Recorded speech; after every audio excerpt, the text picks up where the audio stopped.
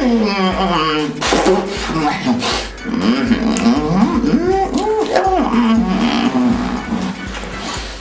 पुत्र मोलाई, ओ मोलाई, पुत्र मोलाई, उथी बाबा।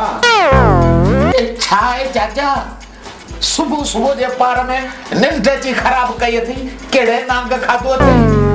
खैर चाचा हेडा के हेडा वे मुला नाश्ते की तका तैयारी कर किथा पिनी अच त खाई तो खे चवा छा वाह सुना तुंजी ले। पुत्र मोलाई घर में अटो आहे कोन तोखे नाश्तो किथा कराया। चाचा पाड़ो वडो अथई मो ढके पिनी अच तोखे वही पिनण में केर कोन पूजंदो। अरे मां हिन उम्र में न जेकर अटो पिनंदुस त मानू छा चवंदा। अरे चाचो चिफड़ ख्वा अच्छी दाढ़ी में अटो पिने। हर को पिनण जे पोया आहे। को पैसन जी सूरत में तो पिने, को इमदाद जी सूरत में तो पिने, को वोट जी सूरत में तो पिने। बाकी जेकर तो अटो पिनियो त केड़ो डो थी पवंदो।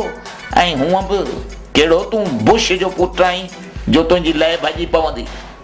पर जे पिनी भाईटे के खाराए त हर को चवंदई छा वाह सुना तुंजी लय। पुत्र मरी विंदुस पर पिनंदुस कोन। सदाई चवंदो आई मरां थो मरंदुस पर मरे त कोन थो। तुंजी उम्र जा जेके हुआ से सब आस्ते आस्ते खुटी गया। तू निभागा अञा ताईं जीअरो आई। तुंजो दुनिया ते कर्ज रहेला न मुखे बुधाए त सही मुर्स थी चाचा पाण खे मार। जेकॾहिं न मारे सघी त हुकुम कर आऊं तुंजो भाईटो या गोटो ॾेई मारिया आखिर केड़े ॾींहुं कम ईंदुसि। चाचा त तू मरी न त दुनिया सॼी तुंजी मैयत ते जमा थिए ऐं गॾिजी चए छा वाह सुना तुंजी लय। आऊं पुछां थो त मुंहिंजो ॾोहो कहिड़ो आहे। चाचा तू वॾो ॾोहारी आहीं।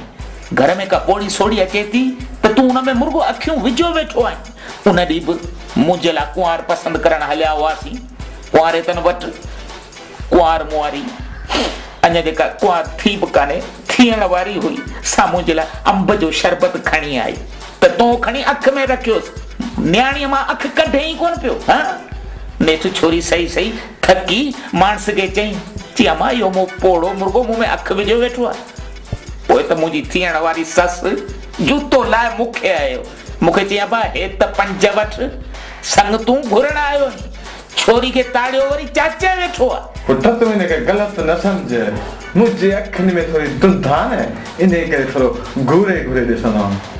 बाक़ी न त नियत जो साफ़ आई हा न हा नियत जो वाजो साफ़ आई। वाड़े सुणा तुंजी लय ॾाढो नियत जो साफ़ आई। मुड़ुस माण्हू सां कचारी कंदो आई त ॾाढो हेठि। बाक़ी न्याणी सियाणीअ सां वेंदो आई त अख पई हूंदई जीअं काणी ॿिली जी अख मानीअ में हूंदी आहे तीअं तकींदो आई। ॾाढो नियत जो साफ़ आई।